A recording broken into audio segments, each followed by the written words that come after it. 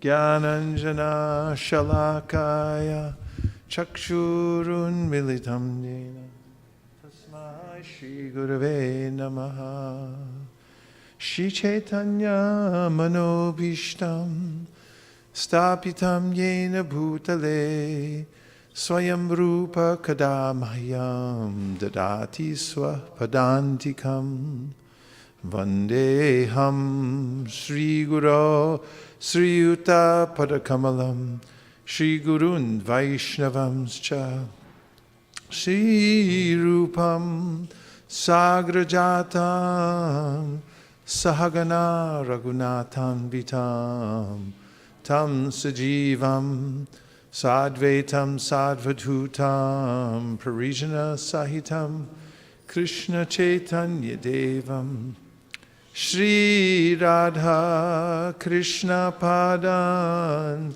Sahagana Lalita Shri Vishakhan Vitamscha Nama Om Vishnu Padaya Krishna Preshtaya Bhutale Srimate Bhakti Vedanta Swami Niti Namine Namaste Saraswate Deve Gauravani Pracharine Nirvishesha Shunyavadi Paschatya Deshatarine Shri Shri Navadvipa Para Pradipa Sandipyamana Satato Bhuviya Chetastamo Hanti Hiyasya Yatnad Tam Kirtayama Prabhupada Devam Shri Bhakti Siddhanta Prachodita Shri Vyasadya Kosham Kushalam Kripalu Sanvlesha Vagdesha Chaye Dadadyas Tam Kirtayama Prabhupada Devam Achadyate Yat Paratarka Drishya Govinda Murtyu Jwala Bhaskarena Advaiti Kadyota Kulam Jagatyam Tam Kirtayama Prabhupada Devam Yasyaiva Yatnena Purana Raja Gangamala Keshava Keli Hamsa Satstotra Ratna Bahatiha Loke Tam Kirtayama Prabhupada Devam Shri Radhika Krishna Padara Vinde Sahasra Hritsu Shatamandareshu Aropayadyo Madhure Prativyam Tam Kirtayama Prabhupada Devam Kaushalyadhar Yasya Sahasra Shastra Shastrati Varshai Pratihantayeti Chanda Kalir Moha Chamur Hatena Tam Kirtayama Prabhupada Devam Nana Lasad Goda Sudha Prakasha Pala Shatao Stapita Eva Yena Krishna Nuchinta Janasanga Vrikshas Tam Kirtayama Prabhupada Devam Yo Nityada Jivati Daivikeshu Nijasu Shikshasu Tusanugami Kripam Buddhir Nanda Shruta Shritatma Tam Kirtayama Prabhupada Devam Nama Om Vishnu Padaya Krishna Preshtaya Bhutale Srimate Bhakti Siddhanta Saraswati Tinamine Sri Barshabhana Videvi Daitaya Kripabdaye Krishna Sambandha Vijnana Dayane Prabhave Namaha Madhuryojjvala Premadya Shri Rupa Nuga Bhaktida Shri Gaura Karuna Shakti Vigrahaya Namostute Namaste Gauravani Shri Murtaye Dinatarine Rupanuga Virudhapa Siddhanta Dvanta Harine Namo Gaurakishoraya Sakshad Vairagya Murtaye Vipralamba Rasambodhe Padambu Jayate Namaha Namo Bhakti Vinodaya Sakshirahananda Namine Gaura Shakti Swarupaya Rupanuga Varayate Gaura Virvava Bhomestvam Nirdesha Sajana Priyaha Vaishnava Sarvabhauma Shri Jagannathaya Te Namaha. Vansha kalpatarubhyascha kripa sindubhya evacha patitanam bhavanebhyo vaishnavebhyo namo namaha. Namo Mahabharanyaya Krishna Prema Pradayate Krishnaya Krishna Chaitanya Namne Gaura Tvishe Namaha. Panchatattvatmakam Krishnam Bhakta Rupa Swarupakam Bhaktavataram Bhaktakyam Namami Bhakta Shaktikam. He Krishna Karuna Sindho Dinabandho Jagatpate Gopesha Gopika Kanta Radha Kanta Namostute. Jayatam Suratau Pangor Mama Manda Matirgati Matsarvaswa Padambojao Radha Madana Mohanao. Divyad Vrindaranya Kalpadrumadha Srimad Ratnagara Singhasanastao Srimad Radha Shila Govinda Devao Preshtalibhi Sevya Manusmarami. Sriman Rasarasaramvi Vamshivatatatastitaha Karshan Venuswanir Gopir Gopinatha Shriyestunaha. Tapta Kanchana Gaurangi Radhe Vrindavaneshwari Vrishabhanu Sute Devi Pranamami Hari Priye. Vrindayai Tulsi Devyai Priyayai Keshavasya Cha Vishnu Bhakti Prade Devi Satyavatyai Namo Namaha. Sri Nishinga Jai Nishinga Jai Jai Nishinga Pralada Desha Jaya Padma Mukha Padma Bringa. Matsamo Nasti Papatma Naparadi Chakaschana Parihare Pilajame Kimbruve Purushottama. Yuvatinam Yata Yuni Yunam Cha Yuvatau Yata Mano Biramate Tadvan Mano Me Ramatam Tvayi. Pumaus Kalita Paranam Pumireva Valambanam Tvayi Jata Paradhanam Tvameva Sharanam Prabho. Govinda Balave Radhe Prartaye Tvamaham Sada Twadiyam Abhijanatu Govindo Mam Dvayasaha. Radhe Vrindavanadishe Karunamrita Vahani Kripaya Nijapadabja Dasyam Mahyam Pradiyatam. Vande Nanda Vrajastrinam Padarinum Abhikshnashaha Yasam Harikato Gitam Punati Bhuvanatrayam. Namashreshtam manamapi shachiputra matra sorupam shirupam tasya grajam uruparim maturim goshtavatim radha kundam girivanamoho radhika madhavasham prapto yasya pratita kripaya shri gurum tam natosmi. Adadana sridam dante idam jache puna puna Srimad Rupa Padamboja Rajoham Syam Bhave Bhave. Kantaya Madra Abalaharidas Varyo Yadrama Krishna Chanarasparasha Pramodaha Manam Tanoti Sahago Ganayostayo Yat Paniya Suyavasakandana Kannamulahe. Jaya Shri Krishna Chaitanya Prabhu Nityananda Sri Advaita Gadadhara Shiva Sari Gaura Bhakta Vrinda. Hare Krishna Krishna Krishna Hare Hare Hare Rama Rama Rama Hare Hare. Go Premanande Hari Bo. Today we're continuing our reading of the Srimad Bhagavad Gita, and we're in the 7th chapter, taking up at text number 14.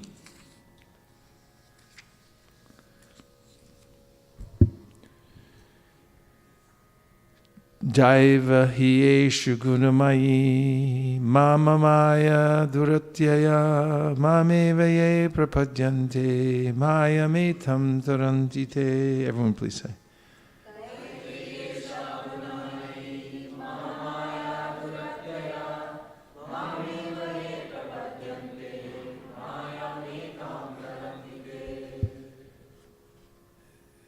Daivi. Repeat. Transcendental. He. Certainly. Esha. This. Gunamayi. Consisting of the three modes of material nature. Mama. My. Maya. Energy. Duratyaya. Very difficult to overcome. Mam. Unto me. Eva. Certainly. Ye. Those who. Prapadyante. Surrender. Mayam. Etam.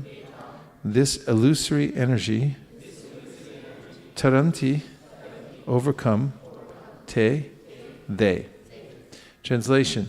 This divine energy of mind, consisting of the three modes of material nature, is difficult to overcome, but those who have surrendered unto me can easily cross beyond it.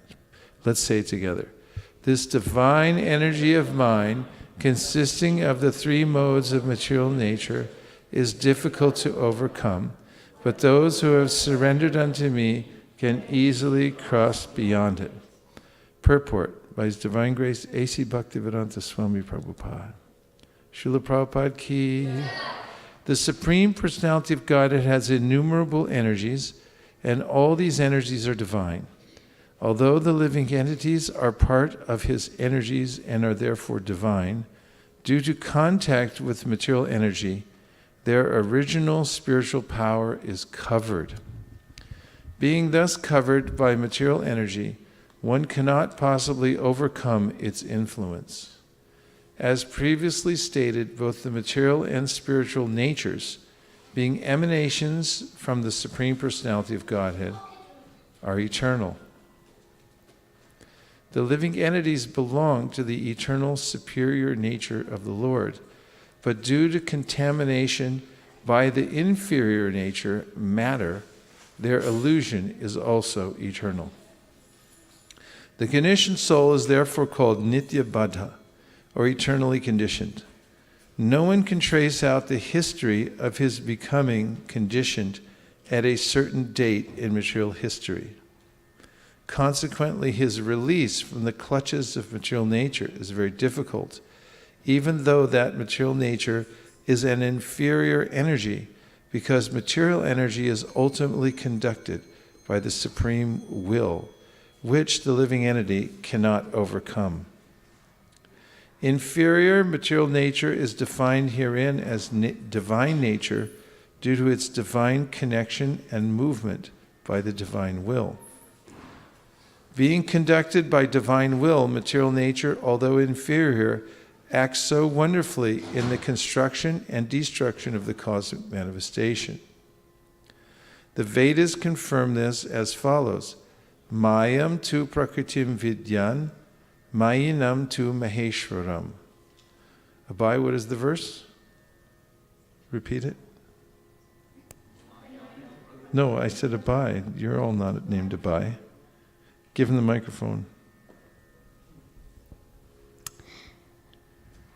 Mayam tu prakritim vidyan, maya vinam tu maheshwara. Good. Although Maya illusion is false or temporary, the background of Maya is the supreme magician, the Supreme Personality of Godhead, who is Maheshwara, the supreme controller. So what did that just mean that you repeated, that you read up there? And could somebody please close that door? Because Kumbh Mela is starting out there, apparently.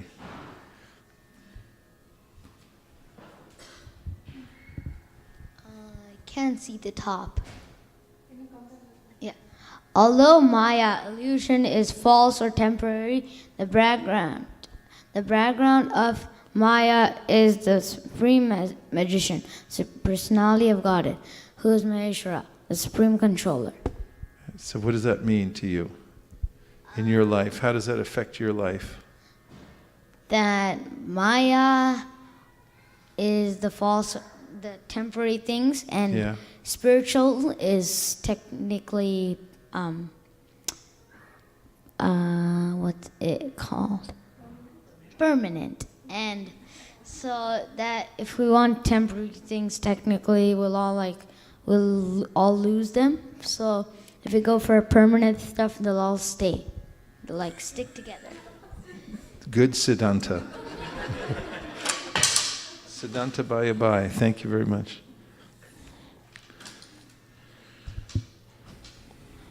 What about the magician part? Did that catch your attention at all? See, in the translation it says, although Maya illusion is false and temporary, the background of Maya is the supreme magician. Magician, it like does a bunch of tricks. Yeah. So like they always have something behind the trick. So it's not the real thing. It's always something unreal. The material nature is quite magical, isn't it? There's behind magic, there's a magician. So Krishna is the supreme magician, who is Maheshvara, the supreme controller. Maha Ishvara, the big controller. Another meaning of guna is rope. It is to be understood that the conditioned soul is tightly tied by the ropes of illusion. A man bound by the hands and feet cannot free himself. He must be helped by a person who is unbound. Because the bound cannot help the bound, the rescuer must be liberated. Therefore, only Lord Krishna or his bona fide representative, the spiritual master, can release the conditioned soul. Without such superior help, one cannot be freed from the bondage of material nature. Devotional service or Krishna consciousness can help one gain such release. Krishna, being the Lord of the illusory energy, can order this insurmountable energy to release the conditioned soul. He orders this release out of his causeless mercy on the surrendered soul and out of his personal affection for the living entity. Paternal affection, thank you. Out of his paternal affection for the living entity, who is originally a beloved son of the Lord. Therefore, surrender unto the lotus feet of the Lord is the only means to get free from the clutches of the stringent material nature. The words Mam Eva are also significant. Mam means under Krishna, Vishnu only, and not Brahma or Shiva. Although Brahma and Shiva are greatly elevated and are almost on the level of Vishnu, it is not possible for such incarnations of Rajogun, passion, and Tamogun, ignorance, to release the conditioned soul from the clutches of Maya. In other words, both Brahma and Shiva are also under the influence of Maya. Only Vishnu is the master of Maya, therefore he alone can give release to the conditioned soul. The Vedas, Shvetashvatara Upanishad 3.8, confirm this in the phrase Tam eva viditva, or freedom is possible only by understanding Krishna. Shweka, could you read that verse again? Only possible by understanding Krishna. Sanskrit and English. Tam eva viditva, or freedom is only possible by understanding Krishna. What does that mean? It means that freedom from the material world is only possible if you understand Krishna and understand that he's the Supreme Personality of Godhead. Who can give another verse that says the same thing that's in the Bhagavad Gita?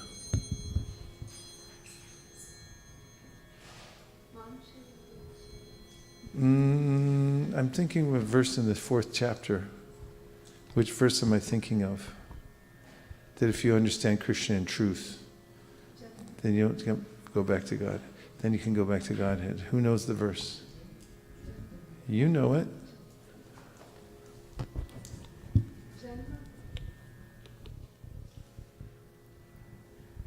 Janma karma chame divyam evam yo veti tattvataha tyaktva deham punar janma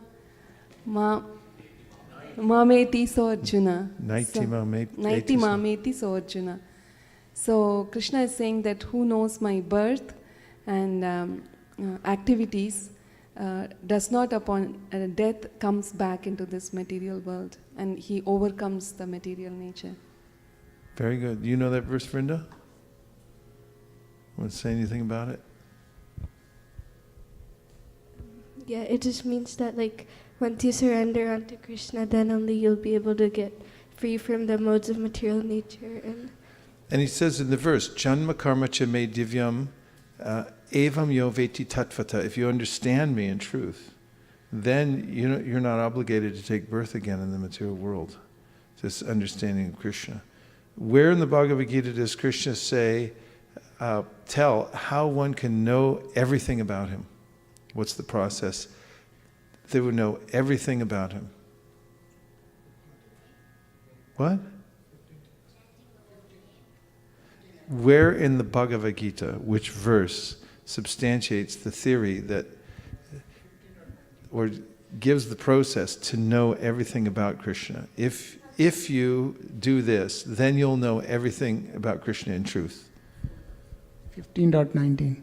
Can you substantiate that? Yo mam evam asammudo janati parshottama sausabit bhajanti mam sarvabhaven varta. Translation. Those who know that that Krishna is the Supreme Personality of Godhead, they knows everything. Okay, that says the same thing, but I'm asking which verse says how to know Krishna fully in truth. Sundar Nanda's coming in. Okay. He'll need a microphone.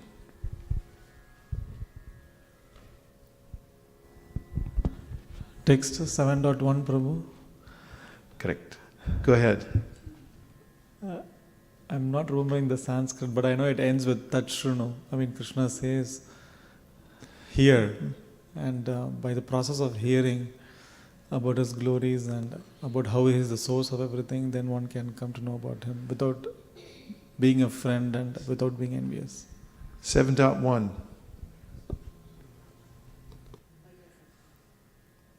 Okay, we'll say it together. Shri Bhagavan Uvacha Maya Sakta Manaparta Yogam Yunjan Madashrayaha Asamshayam Samagram Mam Yata Gyasasti Tachrinu. Translation is, together, the Supreme Personality of Godhead said, now hear, O son of Pritha, how by practicing yoga in full consciousness of me, with mind attached to me, you can know me in full, free from doubt.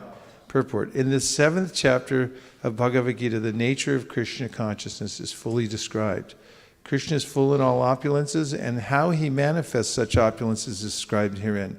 Also, 4 kinds of fortunate people who become attached to Krishna and 4 kinds of unfortunate people who never take to Krishna are described in this chapter. In the first 6 chapters of Bhagavad Gita, the living entity has been described as non-material spirit, soul, capable of elevating himself to self-realization by different types of yogas. At the end of the 6th chapter, it has been clearly stated that the steady concentration of the mind upon Krishna, or in other words, Krishna consciousness, is the highest form of all yoga. By concentrating one's mind upon Krishna, one is able to know the absolute truth completely, but not otherwise. Impersonal Brahmajyoti, or localized Paramatma, realization is not perfect knowledge of the absolute truth because it is partial. Full and scientific knowledge is Krishna, and everything is revealed to the person in Krishna consciousness. In complete Krishna consciousness, one knows that Krishna is ultimate knowledge beyond any doubts. Different types of yoga are only stepping stones on the path of Krishna consciousness. One who takes directly to Krishna consciousness automatically knows about Brahmajyotir and Paramatma in full. By practice of Krishna consciousness yoga, one can know everything in full, namely the absolute truth, the living entities, the material nature, and their manifestations with paraphernalia. One should therefore begin yoga practice as directed in the last verse of the 6th chapter. Concentration of the mind upon Krishna, the Supreme, is made possible by prescribed devotional service in 9 different forms, of which Shravanam is the first and most important. I have a question for you all. Which is the first and most important aspect of the 9 processes of devotional service? Yes, sir. Shravanam? Does everyone agree? Yes. Haribol. It's the first and most important. The Lord therefore says to Arjuna, touch Trinu. Everyone say touch Trinu. Or hear from me. No one can be a greater authority than Krishna, and therefore, by hearing from him, one receives the greatest opportunity to become a perfectly Krishna-conscious person. One has therefore to learn from Krishna directly or from a pure devotee of Krishna, and not from a neophyte upstart, look up upstart, puffed up with academic education. In the Srimad Bhagavatam, this process of understanding Krishna, the Supreme Personality of Godhead, the Absolute Truth, is described in the 2nd chapter of the 1st canto as follows. Together, Shinvatam Swakata Krishna Punya Shravana Kirtana Rityantaksto Hibhadrani Vitunoti Suhritsatam Nashta Praesha Bhadreshu Nityam Bhagavata Sevaya Bhagavat Yutamashloke Bhaktir Bhavati Naishtaki Tata Rajastamo Bhava Kamaloba Dayashchaye Chaitaitir Anavidham Stitam Sattve Prasidati Evam Prasanna Manaso Bhagavad Bhakti Yogataha Bhagavat Tattva Vijnanam Mukta Sangasya Jayate Vidyate Hridaya Grantish Chijante Sarva Samshayaha Shyante Chasya Karmani Drishta Eva Manishvare. To hear about Krishna from Vedic literatures or to hear from him directly through the Bhagavad Gita is itself righteous activity. What is the phrase that says that in the verses we just chanted? That says that to hear from Krishna from the Vedic literatures is righteous activity in and of itself. Punya Shravana Kirtana. This is useful information. If you want to develop this bhakti punya, just by lending your ears to hearing about Krishna consciousness, you develop it naturally, just by hearing. Punya Shravana Kirtana. You can get this punya. Okay. And for one who hears about Krishna, Lord Krishna, who is dwelling in everyone's heart, acts as a best wishing friend and purifies the devotee who constantly engages in hearing of him. In this way, Mukaravinda liked that, I'm going to read it again. And for one who hears about Krishna, Lord Krishna, who is dwelling in everyone's heart, acts as a best wishing friend and purifies the devotee who constantly engages in hearing of him. In this way, a devotee naturally develops his dormant transcendental knowledge. As he hears more about Krishna from the Bhagavatam and from the devotees, he becomes fixed in the devotional service of the Lord. By development of devotional service, one becomes freed from the modes of passion and ignorance, and thus material lusts and avarice are diminished. So it's especially in this sequence talked about how the process of hearing purifies the heart, how Krishna helps purify the heart as one hears. And then it specifically mentions how one becomes freed from the lower modes of nature, which are rajas and tamas. Who can say what the nature of rajas is? Who can say anything about rajas? What its symptoms are, what its nature is? Priya Kishori.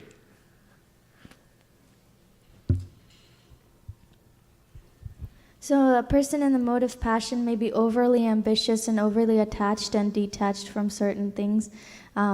Reminds me of the speech you just gave where you mentioned Bhoga and Tyaga, living on the extremes of situations and being very attached to a certain result and trying to achieve that by all and any means possible.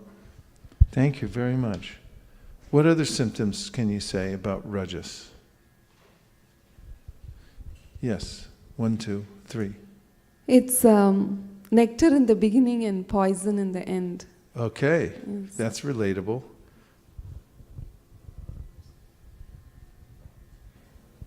So Krishna says in the 14th chapter that the mode of passion is characterized by desire and intense endeavor. Desire and intense endeavor. Unlimited longings and desires. unlimited. They just keep coming again and again, no matter how fast you try to fulfill them, there's more of them, right? And you were going to say? Maharaj, the mind is very restless and jumps from topic to topic. Mm-hmm. In Rajas. Right. Yes. Okay, and what about tamas? What are the symptoms of the mode of ignorance? Yes. Vrinda? People are lazy and always wanting to sleep and intoxicated. Yeah. Yes, Abhay? Oh, were you going to say? Okay, go ahead, Abhay. It's kind of impossible for them to understand the self because they always indulge in other stuff. Yeah, from the position, you're absolutely right. From the position of tamas, one cannot understand the truth at all because one's completely covered. Prabhu? Tamas, Hare Krishna Mahaprabhu. Tamas is darkness, ignorance. The Lord is present right in everywhere, and yet it ignores the presence of the Lord. Can't see because of tamas. Tamas. Okay. So it's a stringent cloud of darkness in the intellect, as if charcoal has been taken and deposited on the intellect. So that extent it is dark. Charcoal. And keeps postponing. Procrastination. That's a symptom of ignorance Hare also. Krishna. Hare Krishna. Oh, very good. Thank you. Yes, Babaji?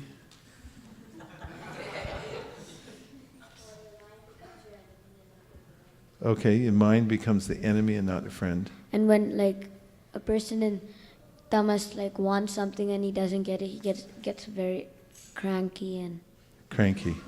Okay. So ado gachanti tamasaha. Yeah. Urvam gachati satvasta madhyam tishtanti rajasa ado jaganya guna vrittista ado gachanti tamasa. So this mode of ignorance is described as the abominable mode of ignorance. It's very degrading.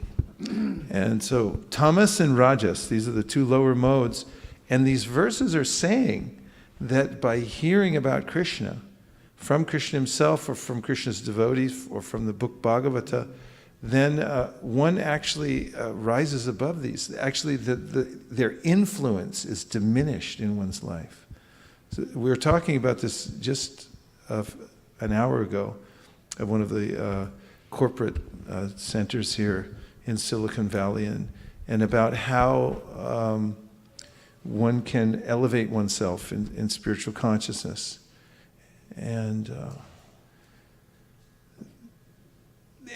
that somebody brought up the point, first I brought up the point and somebody took it a step further, just about how one can be free to do many things or become free from influences of things. Oftentimes we think of freedom as the freedom to do something, but freedom from the influences. And one of the people who was joining us online, what's his name? Greg. Yeah, Greg. He's a regular participant. Brought up the fact that being free from compulsion, one may be compelled to do certain things. So in the Gita, Krishna talks about this, that by following the regulative principles of freedom. So one of the regulative principles is that one must regularly hear about Krishna. And one comes to the position of actually being situated above these two lower modes, and no longer being affected by them. Bali, Mardan Prabhu?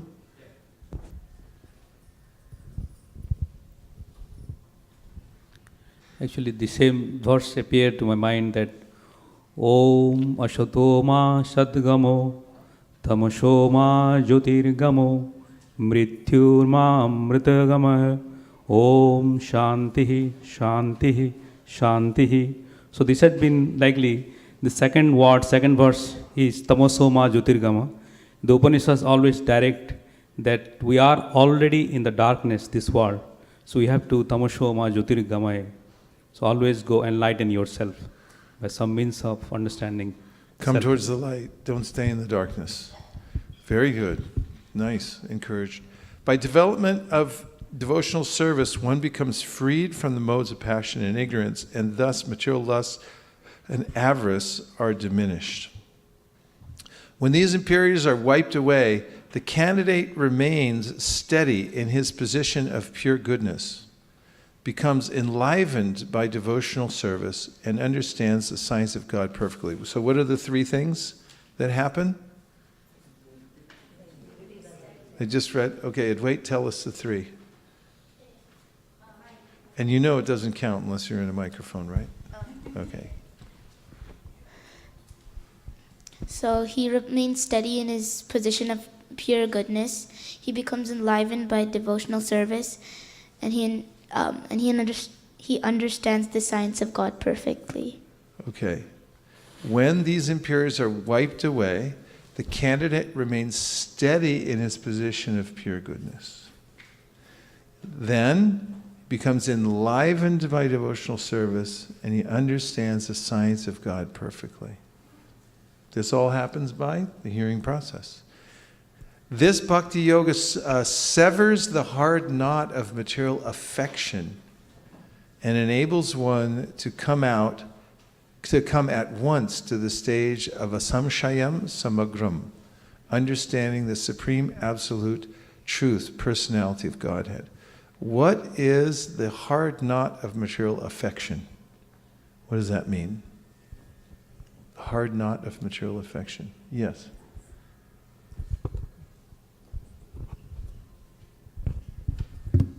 So I'm remembering this verse from the 5th canto of Bhagavatam.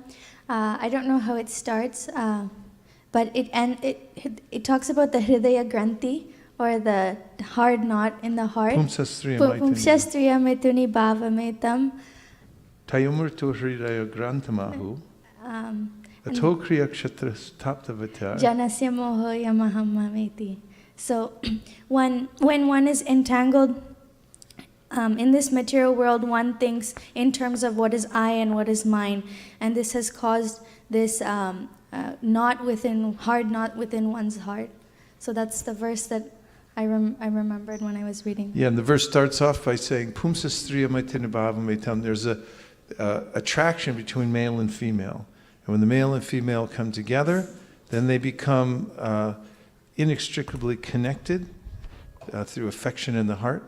And then they have to develop a field so they can grow stuff and feed the family and so on, make their livelihood. And then it becomes a whole enterprise. There's pets and relatives and bills to pay and all kinds of things. And there's this affection in the heart, especially it's described as a hard knot. So this is especially hard to give up. Generally, people, when they leave the world, they're thinking about this affection for their family members. Oftentimes, people, their last wishes dwell within their family members.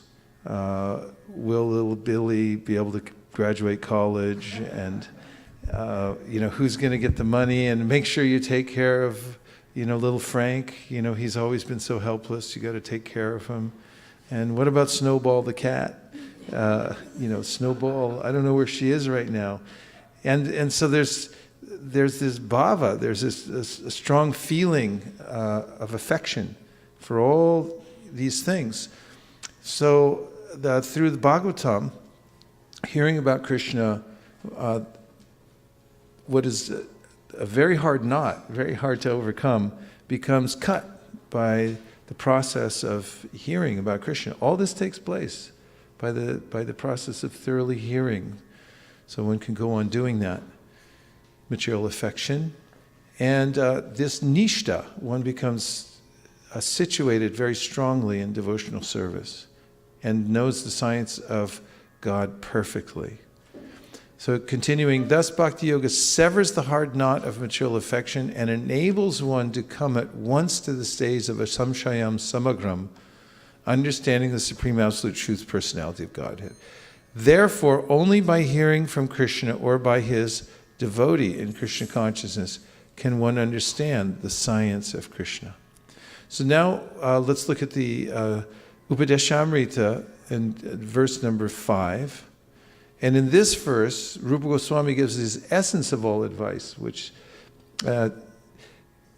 tells us in a little more detail about the progression of spiritual advancement that one will undergo by the hearing process.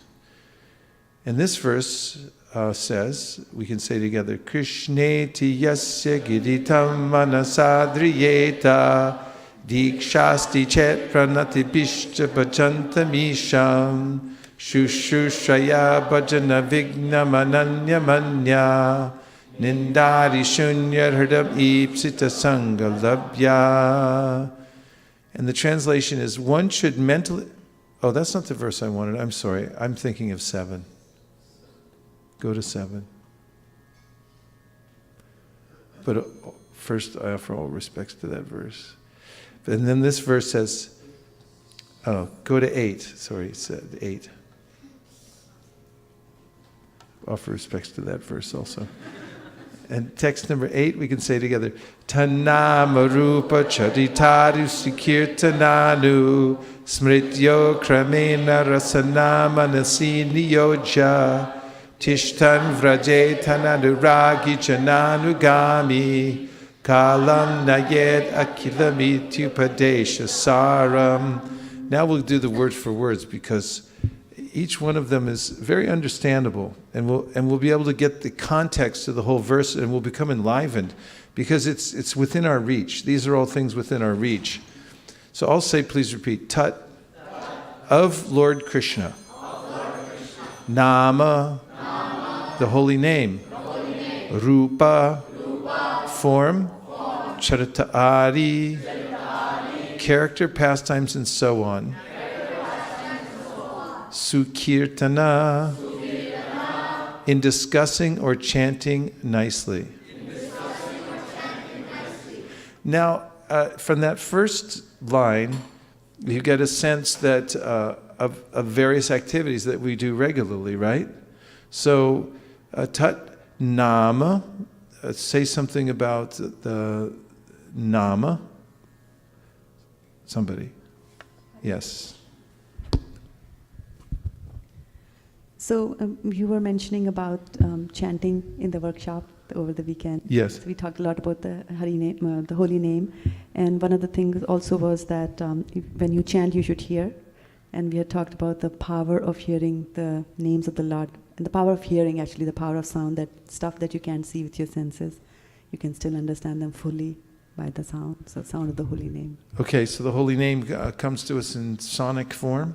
And we can associate, I think that we invoked a verse from the Srimad Bhagavatam, Iti murtya vidanena mantra murtim amurtikam yajite yagyapurusha sasamyak darshino puman. And that is that one can have full darshan with the personality of Krishna through the sound vibration. And it's not difficult because murti has twofold meanings according to the Amarakosh dictionary. One is form and the other is difficulty.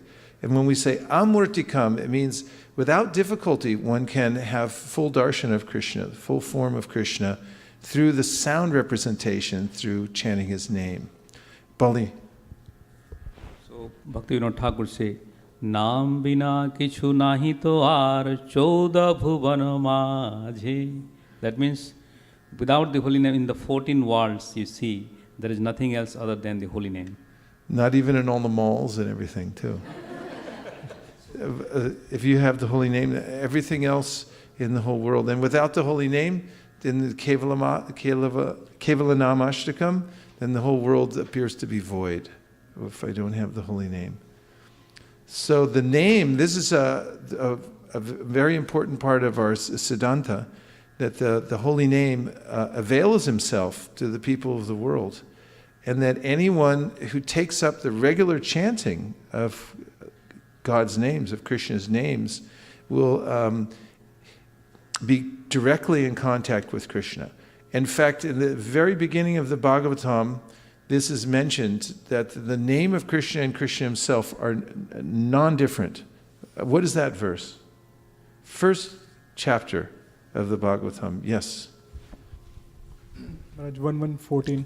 Okay, 1:1:14, we'll have a look at this for proof that Krishna and his name are non-different. This will prove once and for all, beyond a shadow of a doubt. Go ahead. Apanna samsritim ghoram yannama vivisho granan tata sadyo vimuchyeta yad vibheti swayam bhayam. Living beings who are entangled in the complicated masses of birth and death can be freed immediately by even unconsciously chanting the holy name of Krishna, which is feared by fear personified. Okay, so that's proof that Krishna's name are non-different. So back to our Upadeshamrita, it says Tanama and then Rupa. What about the form of Krishna? Who can say how we come in contact with the form of Krishna, or you can say anything about the form of Krishna? Abhay.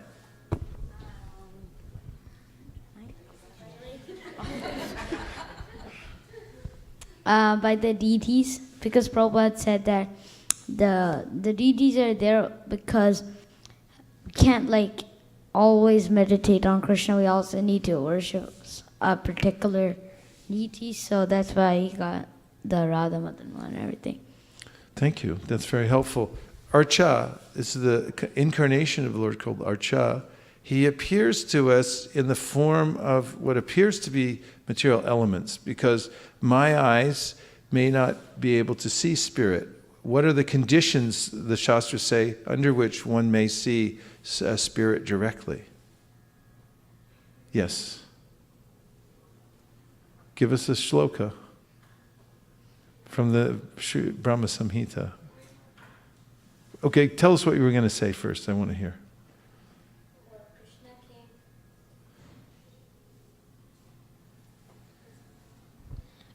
Krishna took his form as the Srimad Bhagavatam so he could hear or read and learn about his form and learn about him. Okay, that's pretty nice. You can hear about his form in the Srimad Bhagavatam.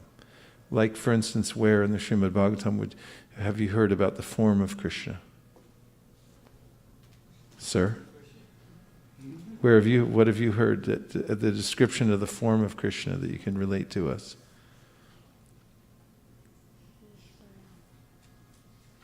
Are there descriptions of Krishna in the Bhagavatam? What does he look like? What's one of his features? Well, he's beautiful. Say. He's beautiful. What's beautiful about him? Features. Well, he has lotus-like petals. I mean, his eyes are like Lotus petals. Yeah, okay, so that's important. It's important information, because oftentimes people say, well, God is beautiful, God is love. But then you say, well, what does he look like? And you can't say what he looks like. Nobody can see him. But the Bhagavatam doesn't say that. Bhagavatam says, Yene ravindaksha vimukta maninas tvayastabhavat avashuddha buddhaya aruya krishchena parampadam tata patantyato nadrita yushmarangrayaha. That unless you can see the lotus eyes of Krishna, then you won't be able to give up the material world. You won't actually attain any kind of real liberation. And we have many stories in the Bhagavatam about devotees directly seeing Krishna, interacting with him. For instance, when Akrura was going to Vrindavan, we know he was thinking all about Krishna, and especially he was thinking of his hand, his lotus hand. He's meditating on how benedictory his hand is, and that he was thinking Krishna will place his hand on me. Who else, what other devotee had Krishna place his hand on his body in one place or another? Yes. Who? Prahlad Maharaj. How'd that happen? So in his prayers to Lord Nrsingadev, he says, you even Lakshmi Devi, Brahma, Shiva, and all these great demigods haven't had the fortune of having having you place your hand upon their heads, but you've placed it upon mine. Yes. So Krishna actually, and here's another interesting or helpful bit of information. I see you're getting some coaching here. And that is, Prabhupada mentions in a lecture that Prahlad Maharaj, Lord Nrsimhadev placed his lotus hand on Prahlad Maharaj's head, correct? And he said there's no difference between that and your chanting of Hare Krishna. You're in direct proximity to Krishna when that happens. Now let's hear what you got. Go ahead. Consult with.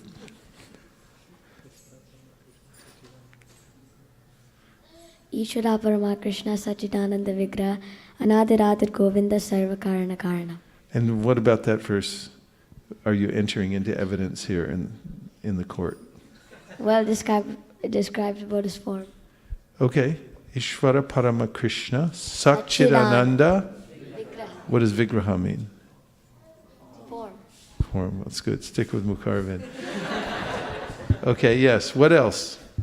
About Rupa. This is very interesting about Rupa. Yes, please go ahead. Kunti Devi also describes Krishna and how different parts of his body represents a lotus flower. Yeah, can you say the verse? I'm not sure I remember exactly, but I think it starts with Nama Pankajanabhaya, Nama Pankajan... Maline. Maline, Nama Pankajanetraya, Nama Pankajangre. Namaste, Pankajangre. Very good. Nice citation.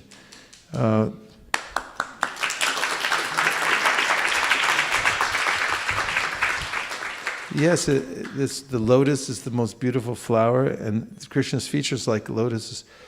So you see the deity sometime, and you just be stunned by seeing the form of the deity.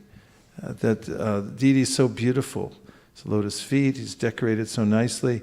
It's peaceful. One thing I really enjoy is various ISKCON centers around the world that I visit.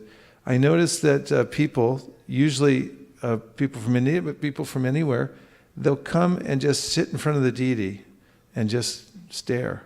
And Krishna doesn't mind. I had this experience when I was in Govardhan one year for many weeks. We were just hearing and chanting there. And then when I came back to Krishna Balaram Mandir, I just wanted to sit in the temple and just look at Krishna Balaram, just sit there. And I felt satisfied. I was just happy just to be there. And the deities are so beautifully decorated and well attended. And this Rupa, this is very unique in the world, because you can go to churches. I went to a mega church recently, and I went all over the mega church to find out some of their secrets. And there was no imagery. There was no form of God. There were a lot of nice, thank you. See, I won something. There was only the image of a cross. That was it. But I didn't see any direct, very beautiful images of the form of God. So this is a unique offering to the world that our culture is giving, that Srila Prabhupada put into play. Not only that, in the paintings. These are very rare and unique, because the Krishna book, for instance, do we have one here available? Can we have a Krishna book? We got thousands that we sold out. They're all gone. Okay. In the Krishna book, you'll find that there are one page after another of forms of Krishna that anyone can look at. And so this is Rupa, this forms. Yes. We'll need to run a mic. Yeah.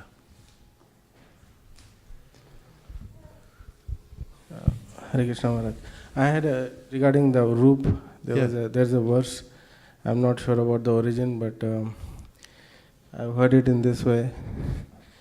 Kasturi tilakam lalat falake vakshasthale kaustubham नासाग्रे नवमौक्तिकं करतले वेणुं करे कङ्कणं सर्वाङ्गे हरिचन्दनं च कलयन् कण्ठे च मुक्तावली गोपस्त्रीपरिवेष्टितो विजयते गोपालचूडामणि. Can you tell us a little bit about it? I guess itself, it talks about the several visual features of the Lord. So it ends with that the phrase that he is surrounded by gopastris, by gopis, and he is always victorious. Vijayate Gopala Chudamani. He is the crest jewel of all gopas. So Kasturi Tilakam, he has tilak of Kasturi, I think. Vakshasthale Kaustubham, and so in the vaksha, in the chest he has Kaustubham. Kasturi, and so on. I mean, a lot of small details. Yes. He has gems in his fingertips. Venum, he has Venu, the flute, and so on. I like that you mentioned the small details, because the devotees fall in love with the small details. In fact, those who are neophytes may then advance to the position of taking second initiation, and then come to the point of performing deity worship. And in that deity worship, one attends to the small details related to Krishna's rupa, his form. When you're performing deity worship, what are some of the small details? You can mention ultra small details that you attend to when you're worshiping the form of Krishna. I like the title of Krishna Kshetra Maharaja's book called Attending the Form of Krishna. So when you're attending the form of Krishna, what are some of the tiny details that you take care of? Those who are worshiping the deity. Yes. So I would like to share some things that I've observed more than what I personally would attend to. But being trained under Vaisesika Prabhu has been a very very enlivening experience, because when he's dressing the deities, he really treats them like a king and a queen, and he makes sure that the toe rings are in the perfect place, and the tulsi is in the right place on Krishna's feet, and he's very attentive as to what will feel comfortable for the deity, not just what will look good on the deity. And I think that's a very deep realization for me, in that it's not just about how it's also about how they feel, because we treat them as the Supreme Personality of God. They are the Supreme Personality of Godhead. So he's a very many details. That's very helpful. Those are some beautiful details that reminded me of Rasagya, one of Prabhupada's disciples, she worshipped Radha Govinda in New York, and when on cold days, when she was dressing the small deities, she would take their clothes before she'd put them on them, and she'd warm them on the iron, and before she put them on the bodies of the deities.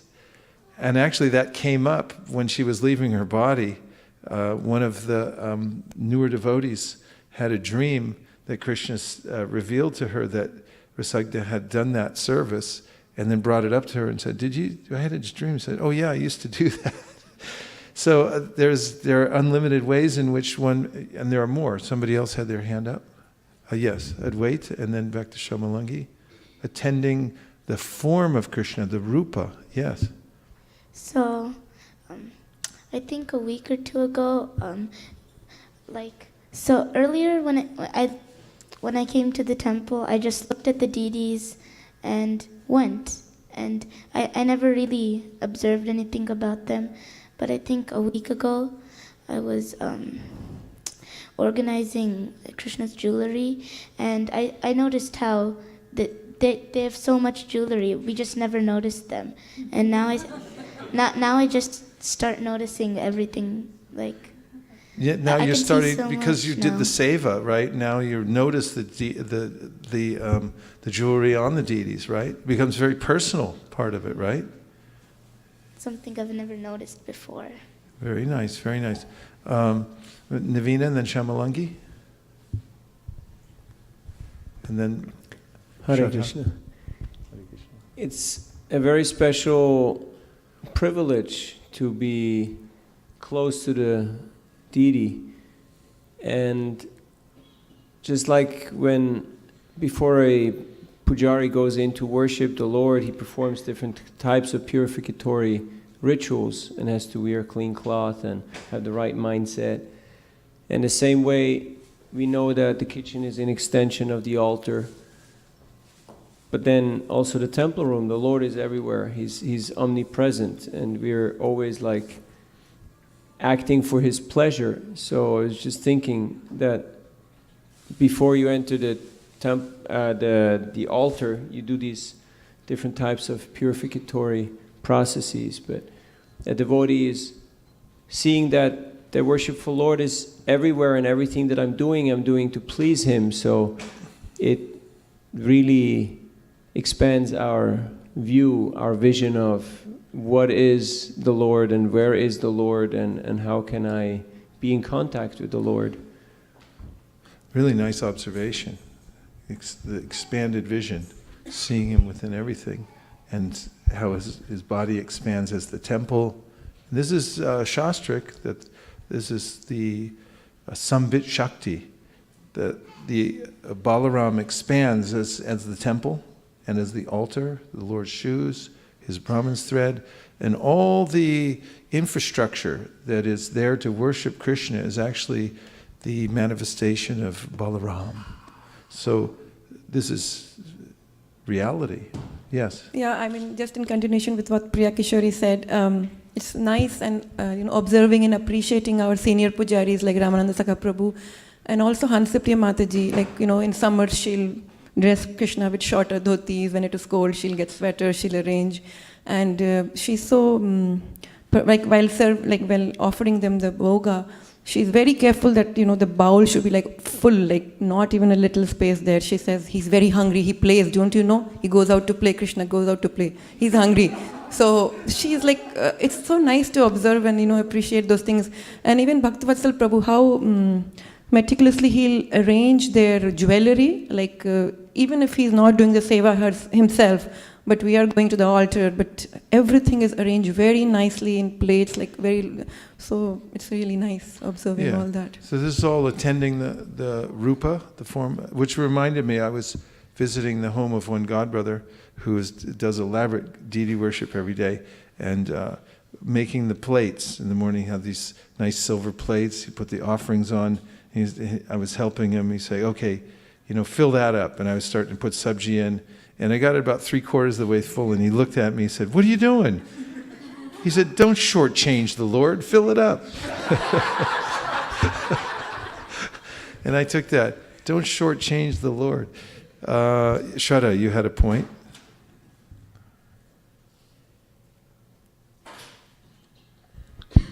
Thank you, Maharaj. Actually, I had 2 points, and one of them had to do with Hansapriya Mataji, with Shyamlangi Mataji covered so very well. The second point was when we had just moved into this temple, into this particular temple, it was very hot one day, and so we had arranged to put the fans on the altar so that the lordships wouldn't feel bad. And then after some time, Nirakla Mataji was talking to me, and she said, I'm looking on the internet for fans that don't make a noise, because that'll annoy the fans over there, might be annoying them. How will they sleep in the afternoon? So that's at a very subtle level, looking at things. Yeah, and in this way, as devotees dedicate their life to pleasing Krishna's senses, then they become satisfied. And Rupa Goswami, Prahlad Maharaj mentions this in his prayers, 7th canto, 9th chapter, that Naivatmana Prabharayam Nijalabha Purno Manam Jana Vishan Yad Yajjano Bhagavate Vidadita Nama Tachchatmane Pratimukasya Ta Mukashri. Says this, when you satisfy the senses of the Lord, then you feel satisfied. And it gives the example that just like when you decorate your face and you look in the mirror, the reflection is also decorated. So we're like reflections of Krishna, or his expansions. So when you satisfy Krishna, then you feel satisfied. On the other hand, if you try to satisfy yourself, like there's never any end to it. It's always there's always something more. For instance, if you try to dress yourself very opulently all the time, then you could never quite keep up. It's always frustrating. Oh, that doesn't look right. This doesn't look right. And but if you put that same propensity towards dressing Krishna and making him look nice, then you'll feel full satisfaction. Okay, last 2 points. 1, 2.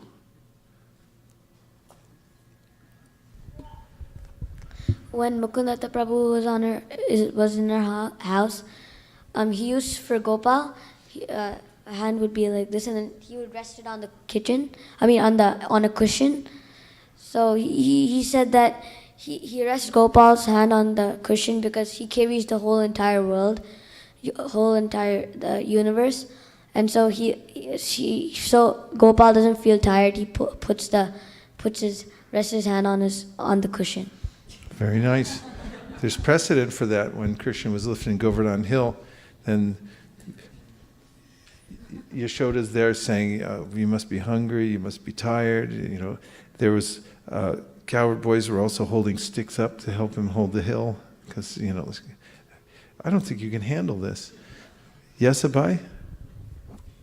I have 2 points. Okay. So one about in book distribution, we always explain that the Bhagavatam is the full form of Krishna. So like the first 2 cantos are his feet, and then it goes all the way up to his head. Yes. And because that's how his form. And the second point was when Indraduna Maharaj went to, I think, Narottam Das Thakur's temple where the deities he worshipped in India, there was a temple, and as soon as he saw that, he didn't even know what temple was. He just walked in, and when he saw the deities, he fainted. He fainted upon seeing the deities. Well, technically, he got really dizzy and fell down.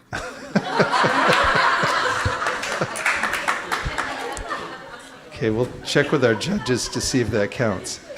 Okay, so we have Tat Nama of Lord Krishna. So this is all about Krishna. And he has a name, Nama. He has Rupa, a form, and Charita Adi, character, pastimes, and so on. So there's a lot there. And Sukirtana, in discussing and chanting nicely. Anusmrityoho, and in remembering. Kramena, this is very important, means gradually. Rasana, the tongue. Manasi, one's mind. Niyoja, engaging.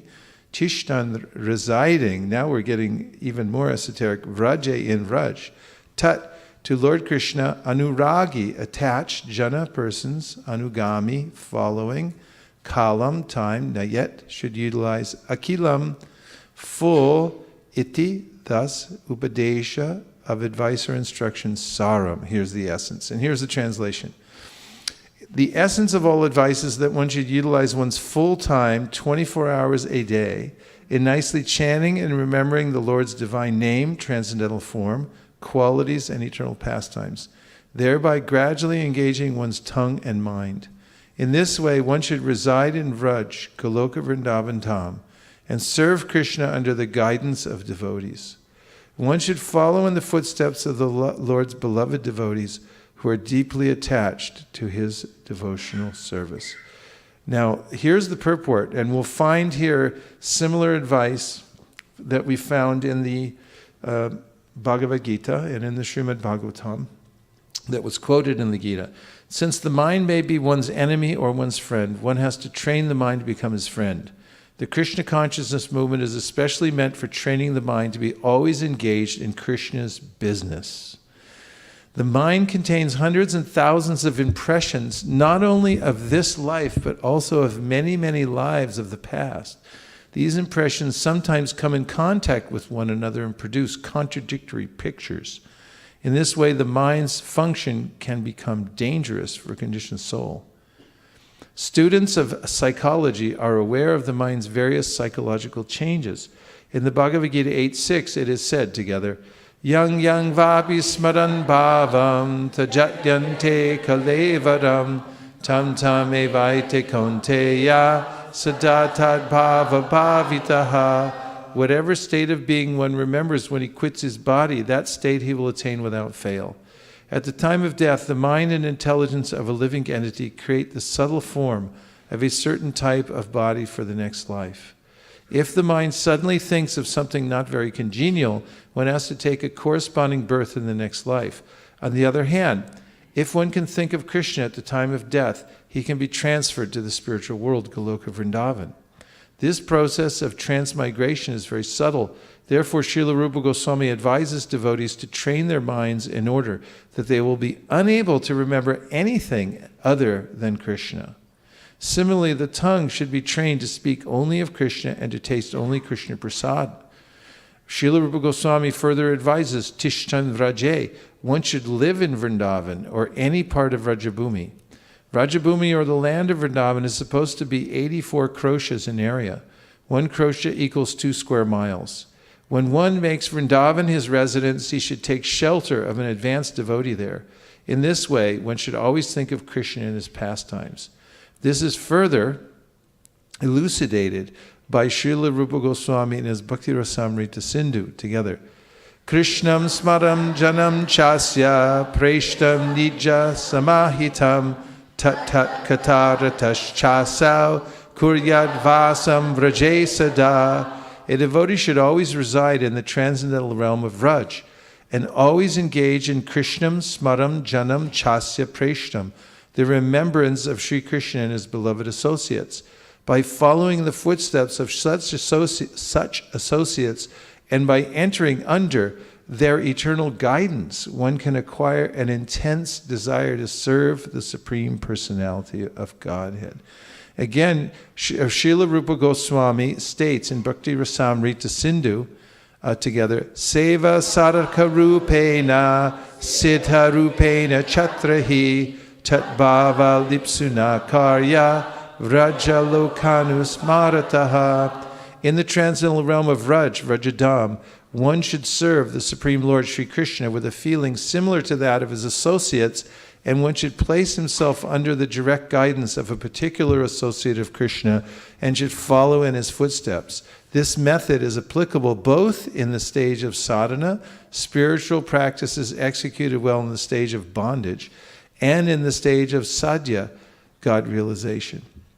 When one is a Siddha Purusha, or a perfectly perfect soul. Srila Bhaktisiddhanta Saraswati Thakur has commented as follows upon this verse. Are you all ready? Yes. But not very? Yes. Okay. One who has not yet developed interest in Krishna consciousness should give up all material motives and train his mind by following the progressive regulative principles, namely chanting and remembering Krishna and his name, form, qualities, pastimes, and so forth. That was a long sentence. There's a lot in there. Let's extract a little bit for our own personal use. What do you say? What was in there? Okay, yes. Go ahead, Madhava Govinda.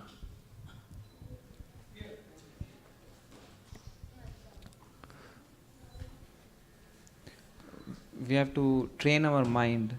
That's one of the main things it says, by practicing devotional service.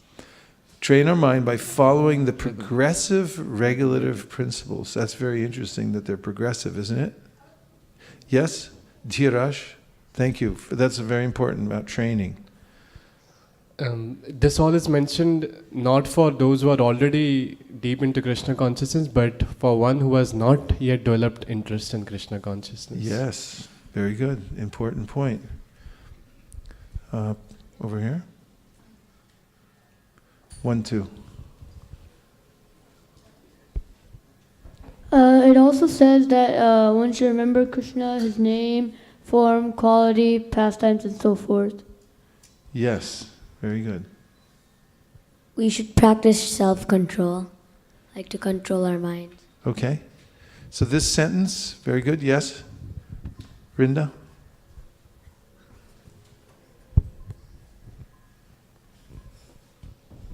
One who has not yet developed interest should give up all material motives. Yes. Should give up. Why did you notice that part? What about it caught your intelligence? The part about material motives. Giving up material motives. Interesting. Very good catch. Srila Bhaktisiddhanta Saraswati Thakur's comment as follows on this verse. One who has not yet developed interest in Krishna consciousness should give up all material motives and train his mind by following the progressive regulative principles. Namely, chanting and remember his holy name, form, quality, pastimes, and so forth. In this way, after developing a taste for such things, one should try to live in Vrindavan and pass his time constantly remembering Krishna's name, fame, pastimes, and qualities under the direction and protection of an expert devotee. This is the sum and substance of all instruction regarding the cultivation of devotional service. That's very definitive, isn't it? Now here we go. In the neophyte stage, one should always engage in hearing Krishna Katha. What should one do in the neophyte stage? Always. Is that possible? Yes. Tell us how. You say something. You're listening to a lot of Krishna Katha. Yeah. Right there. Go ahead. You're a busy person. You're a professional, doing so many things, but how is it that you're hearing so much Krishna Katha? You have priorities in different things. So the priority of your life is be surrounded around Krishna Katha. Maybe you're doing something, but in the mind, your goal is like how I can engage myself hearing Krishna's Katha. Then Krishna will make the way to, to give you time. Okay, that's general. Now give us practical. Tell us some secrets. Make some schedule every day to hear in a particular time, like in the morning after chanting, or in the office time during the break, or while you are driving. Make a regular habit of hearing Krishna Katha. Very nice, very nice. Okay, yes, practical stuff.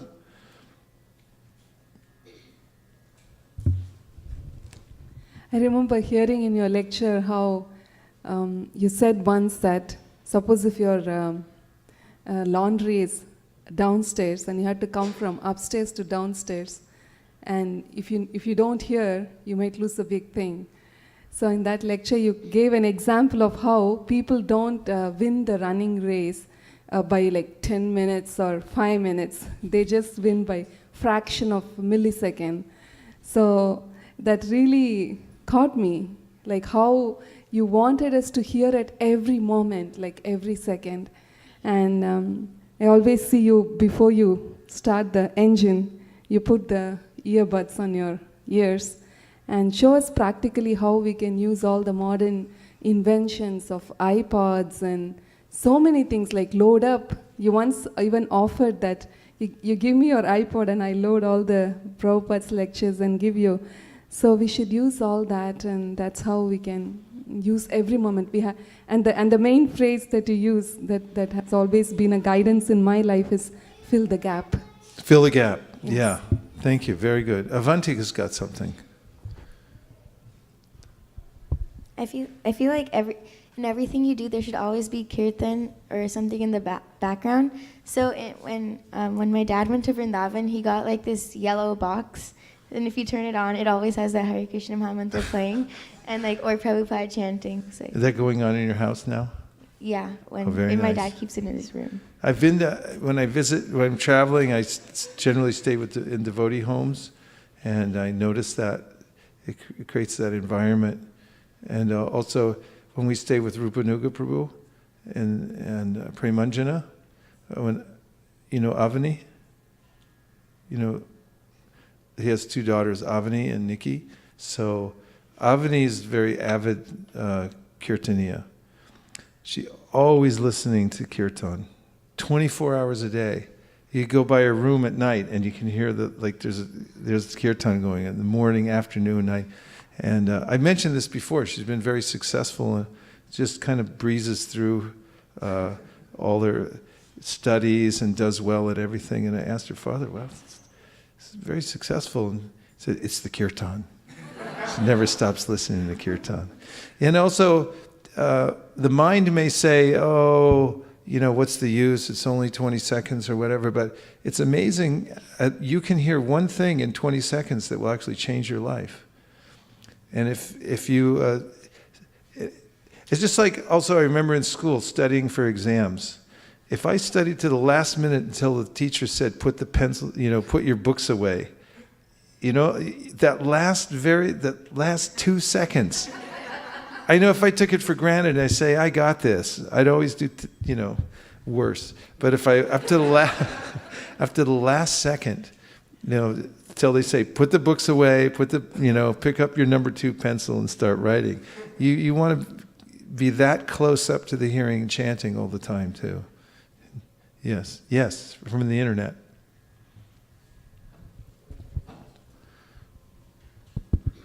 This is Hansapriya Mataji. Oh, Hansapriya, we've been talking about you. Thanks to YouTube, you can enjoy soft, non-stop kirtan even at work. And as soon as you open the laptop, it automatically turns on. Really? I got to learn that trick. Kirtan is what makes things go on. Kirtan is what makes things go on. Very nice. Okay, so let's read a little bit more. In the neophyte stage, one should always engage in hearing Krishna Katha. This is called Shravana Dasha. What's it called? The stage of hearing. By constantly hearing the transcendental holy name of Krishna and hearing of his transcendental form, qualities, and pastimes, one can attain the stage of acceptance called Varna Dasha. What's it called? When one attains this stage, he becomes attached to the hearing of Krishna Katha. When one is able to chant in ecstasy, he attains the stage of Smaranavasta, the stage of remembering. What's it called? The stage of remembering. Recollection, absorption, meditation, constant remembrance, and trance are the 5 items of progressive Krishna Smaranam. So again, that word progressive is very important. Krame, step, anukrama means one thing follows the next. If you continue hearing, if you apply yourself to this one thing, then all other things will happen. Just as in the first verse of the 7th chapter of the Gita, Krishna says, Tatshrinu. You'll come to know Maya Saktam Maya Manaparta, with your mind attached to me.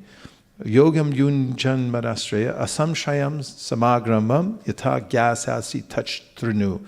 If you just apply yourself to this principle of always hearing, then all the other stages and everything else needed will manifest. In another place, Prabhupada describes how everything in the material world gets done by the process of hearing. As Navina Nirada Prabhu likes to say, the world moves by mantra.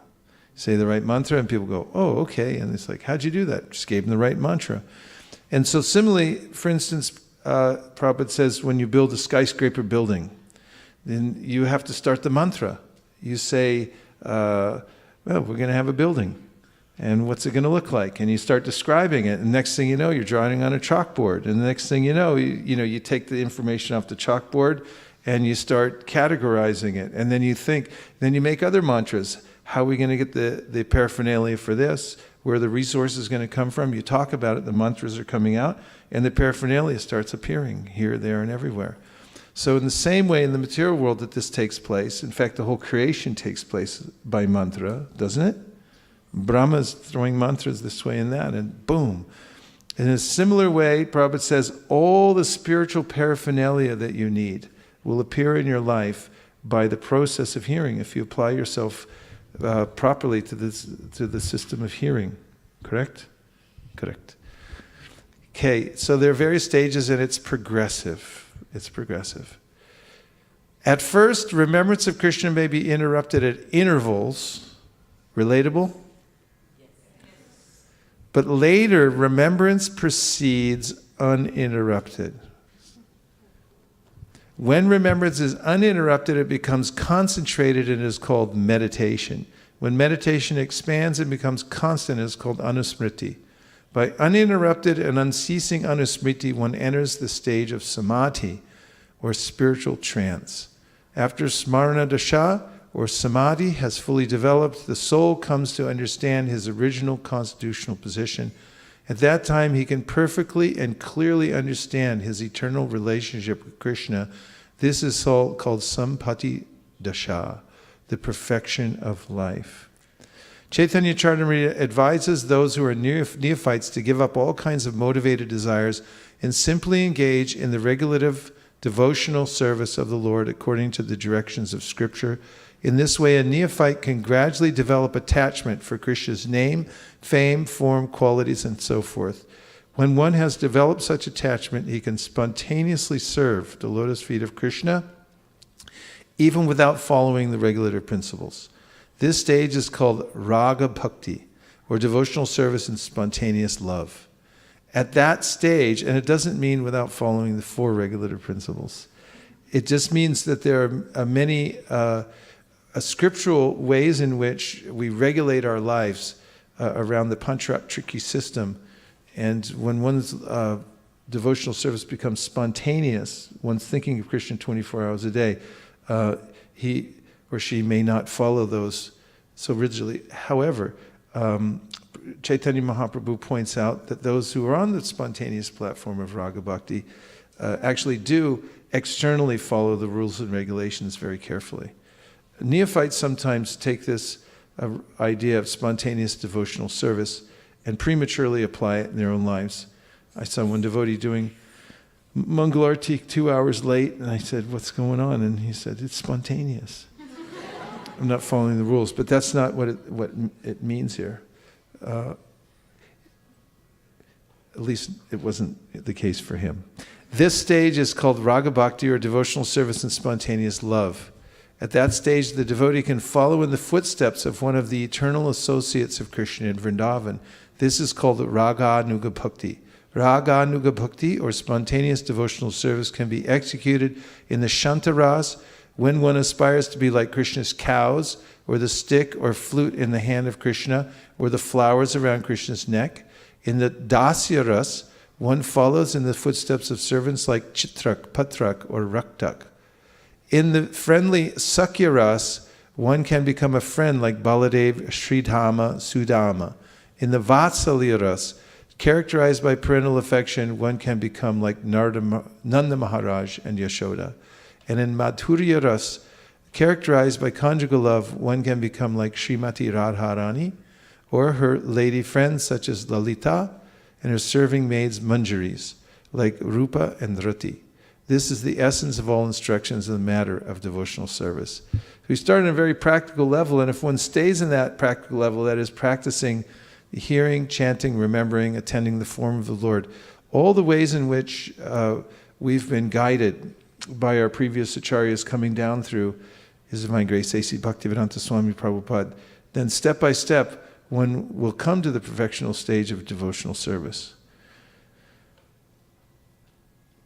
So we started off, somebody trace back the route that we took today.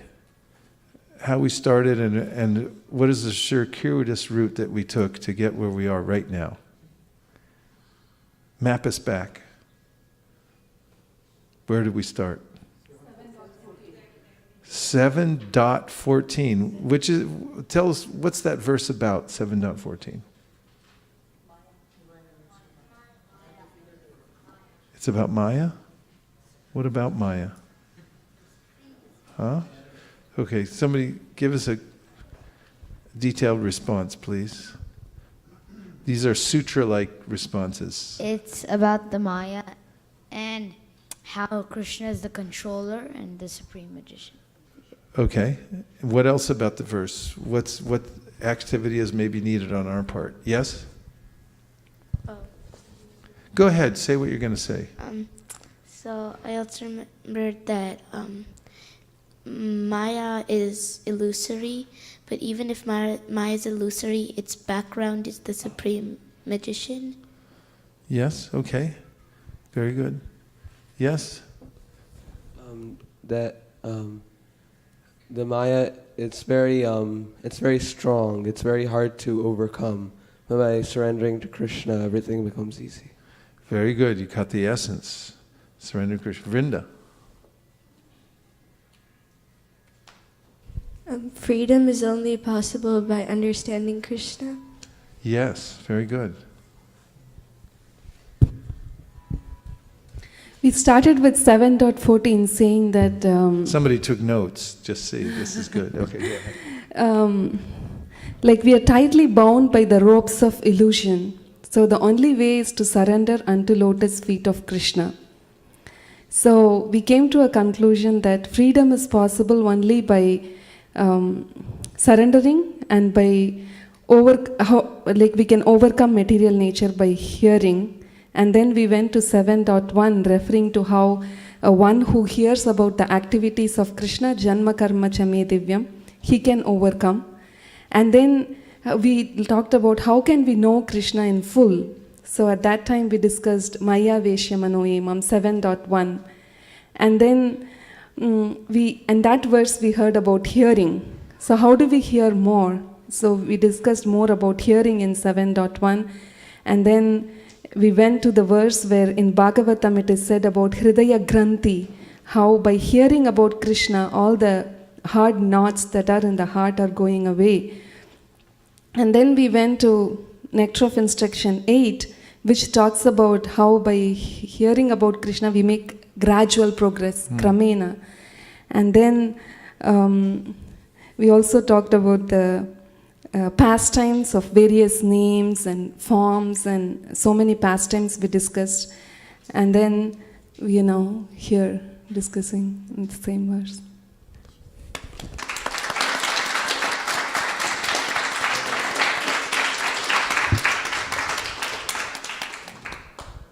You're the official scribe, like Ganesh. Okay, so yes, please.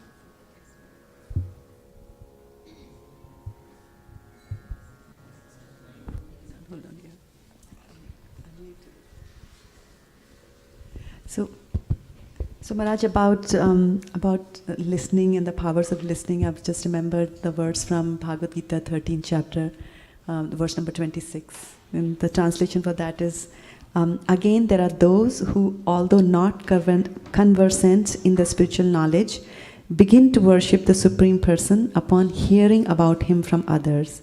Because of the tendency to hear from authorities, they also transcend the path of birth and death. Can you quote the Sanskrit on that? What verse number is it? 13.26, yeah. We could say together. Anye tvevam ajanataha shutvanebhya upasate tepi chatitarantyeva mrityum shruti parayanaha. Translation together. Again, there are those who, although not conversant in spiritual knowledge, begin to worship the Supreme Person upon hearing about Him from others. Because of their tendency to hear from authorities, they also transcend the birth. I'm glad you brought that out, because there's a way in which, as practitioners, we hear again and again about how the process of hearing is very effective. But then also, when we bring that hearing process out into public, other people can hear the kirtan, for instance, or they can meet devotees and hear about Krishna, and then they can receive a book and go home and they can read it and hear about Krishna there. Those who are sincere and open, they begin to also advance on the process of Krishna consciousness. And in this way, actually, there's a finite area called Silicon Valley that we can focus our minds on. It's actually possible with a concentrated effort over the next decade to make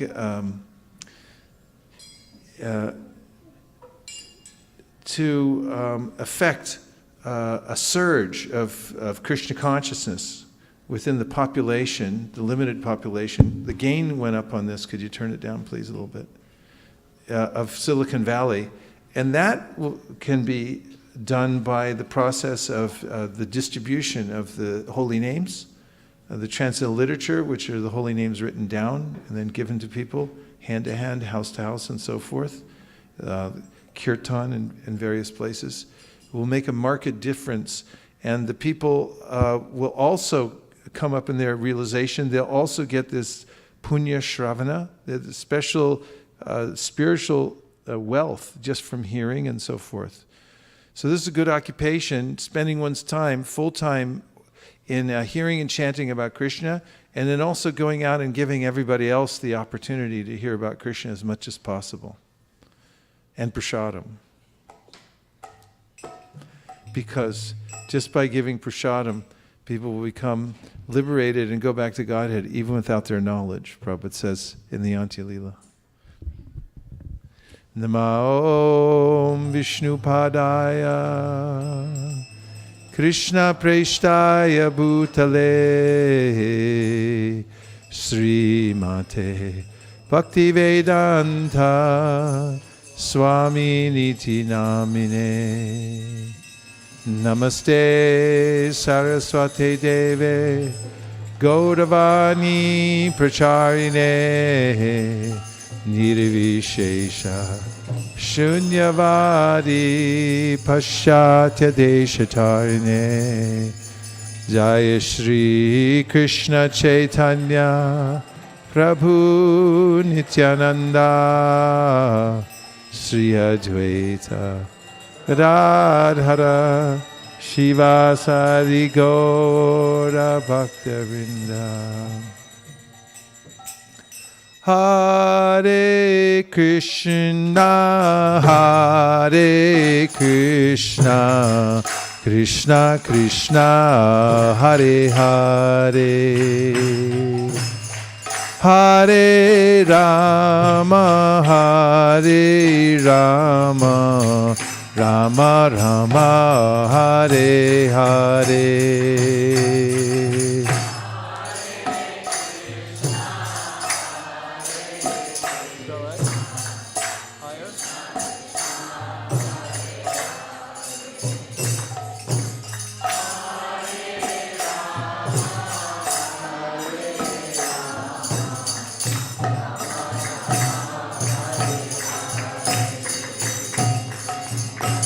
Hare Krishna, Hare Krishna, Krishna Krishna, Hare Hare, Hare Rama, Hare Rama, Rama Rama, Hare Hare.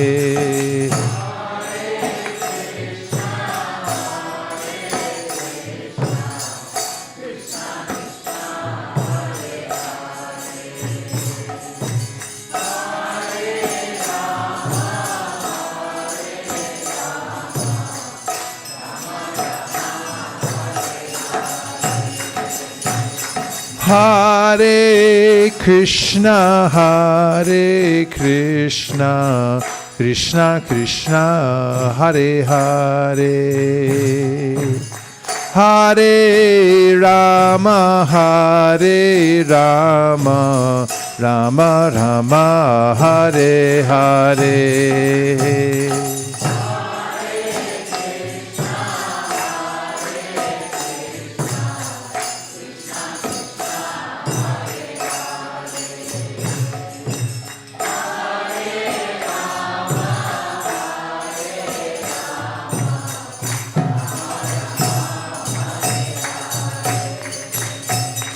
Hare Krishna, Hare Krishna, Krishna Krishna, Hare Hare, Hare Rama, Hare Rama, Rama Rama, Hare Hare.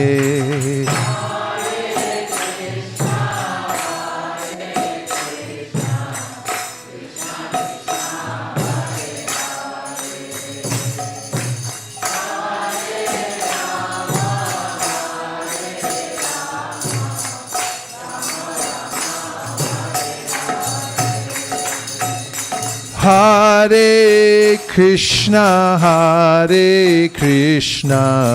Krishna Krishna, Hare Hare, Hare Rama, Rama Rama, Hare Hare.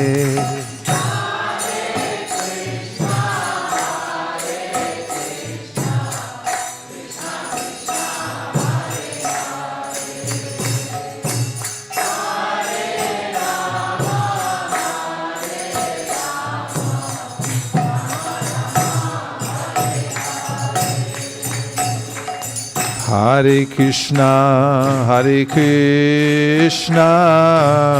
Krishna Krishna, Hare Hare, Hare Rama, Rama Rama, Hare Hare.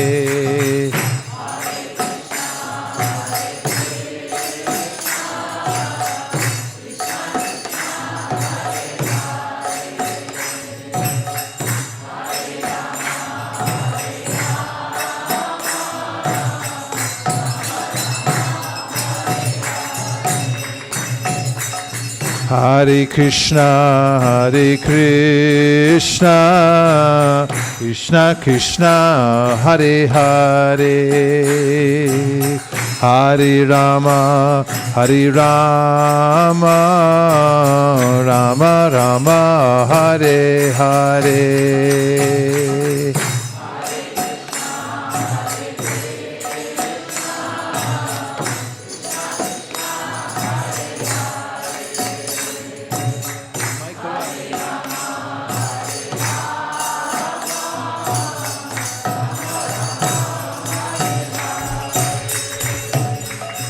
Hare Krishna, Krishna Krishna, Hare Hare, Hare Rama, Rama Rama, Hare Hare.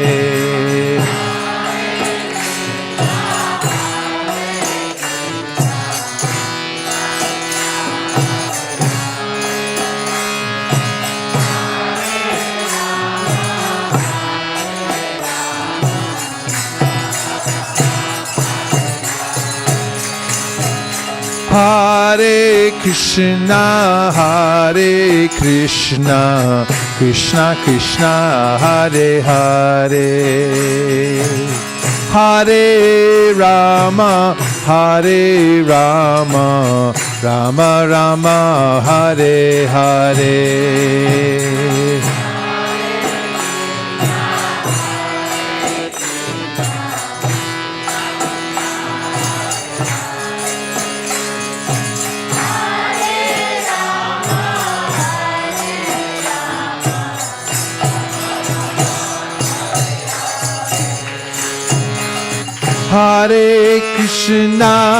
Hare Krishna, Krishna Krishna, Hare Hare, Hare Rama,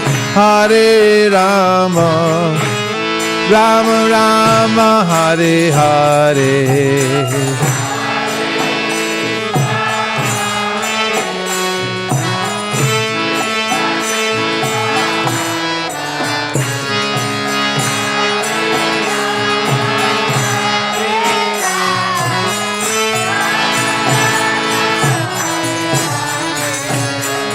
Hare Krishna, Krishna Krishna, Hare Hare, Hare Rama, Rama Rama, Hare Hare.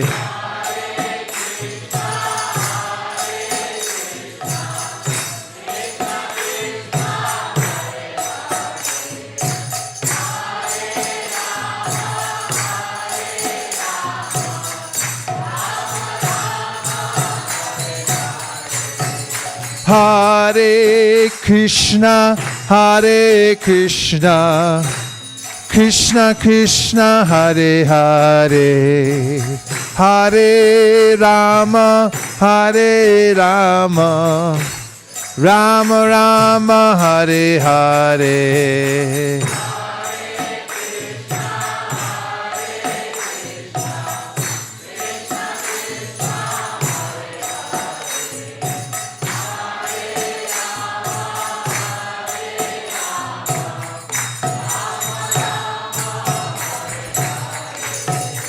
Hare Krishna, Krishna Krishna, Hare Hare, Hare Rama, Rama Rama, Hare Hare.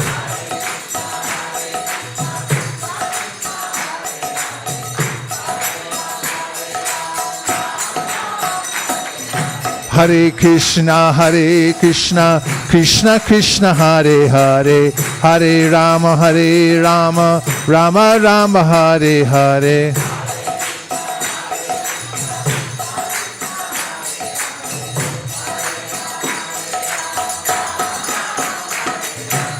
Hare Krishna, Krishna Krishna, Hare Hare, Hare Rama, Rama Rama, Hare Hare.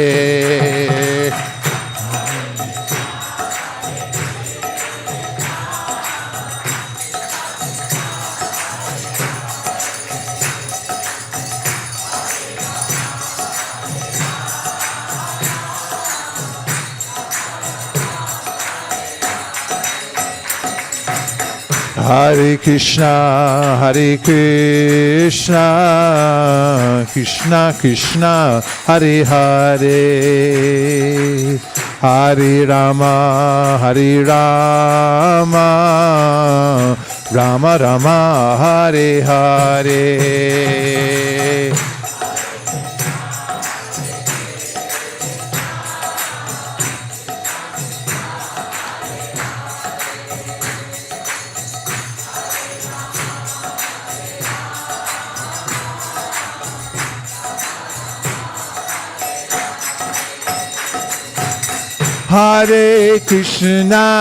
Hare Krishna, Krishna Krishna, Hare Hare, Hare Rama, Rama Rama, Hare Hare.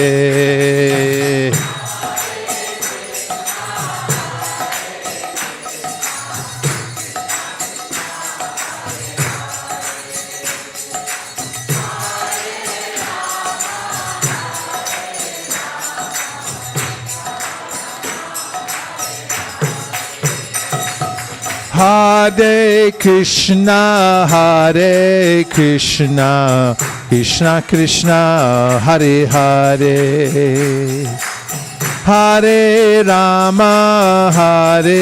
Rama, Rama Rama, Hare Hare.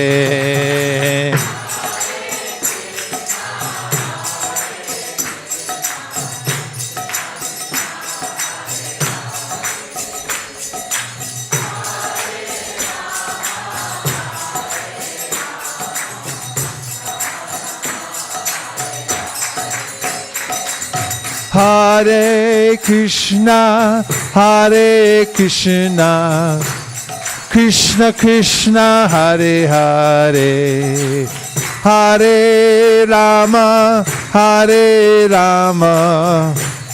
Rama Rama, Hare Hare.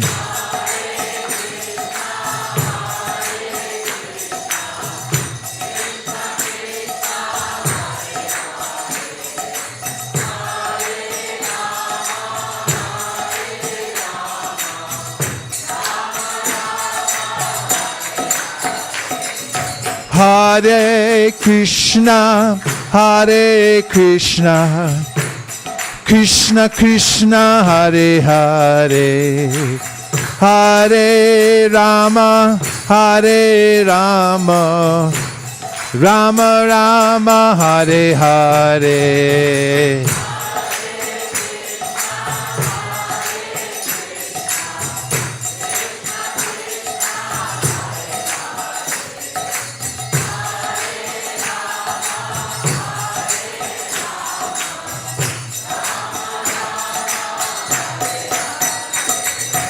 Hare Krishna, Krishna Krishna, Hare Hare, Hare Rama, Rama Rama, Hare Hare.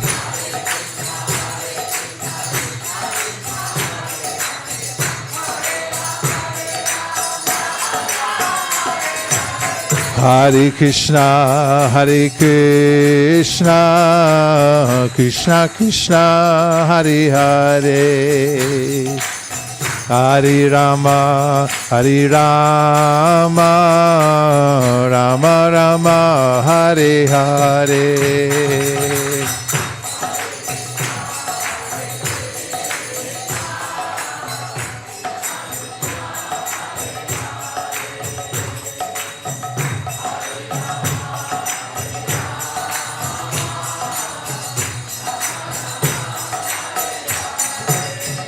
Hare Krishna, Krishna Krishna, Hare Hare, Hare Rama, Rama Rama, Hare Hare.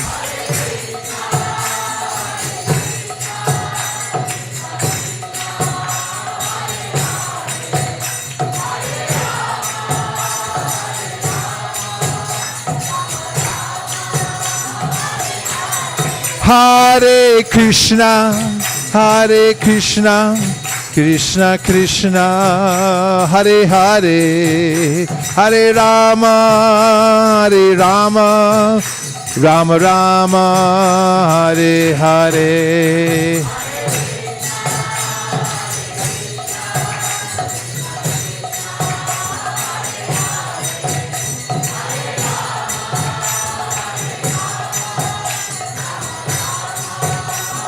Nitai Gaura Haribo, Haribol, Haribo, Nitai Gaura Haribo.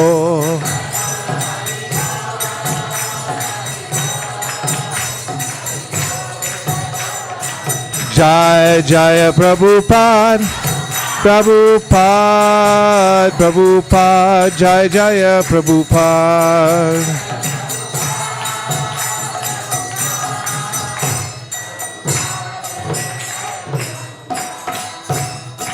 Jai Gaura Premanande. Avantika harmonium for the Madanga players, for the percussion section, for the Hare Krishna singers, for the Hare Krishna dancers, for Chandrasekhar Prabhu who came to visit us. Go Premanande! Nitai Gaura Haribo, Haribol, Haribo, Nitai Gaura Haribo.